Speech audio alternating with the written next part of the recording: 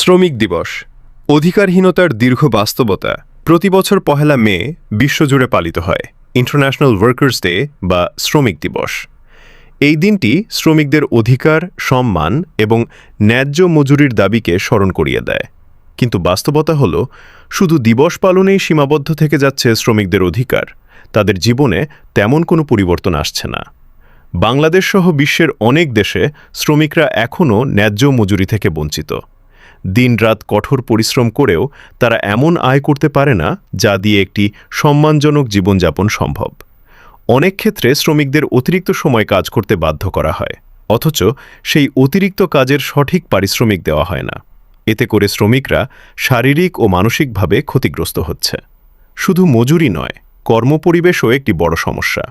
অনেক কারখানা বা কর্মস্থলে নেই পর্যাপ্ত নিরাপত্তা ব্যবস্থা, নেই স্বাস্থ্যসম্মত পরিবেশ।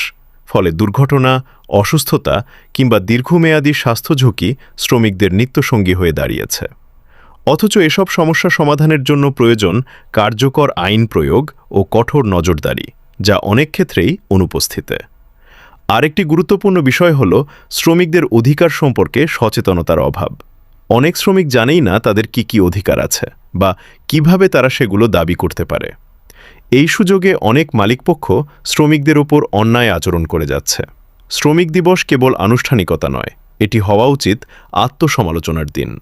সরকার, মালিকপক্ষ এবং সমাজের প্রতিটি মানুষের উচিত শ্রমিকদের প্রতি দায়িত্বশীল হওয়া। ন্যায্য মজুরি নিশ্চিত করা, নিরাপদ কর্মপরিবেশ তৈরি করা এবং শ্রমিকদের অধিকার রক্ষায় কার্যকর পদক্ষেপ নেওয়াই হতে পারে এই দিবসের প্রকৃত সম্মান।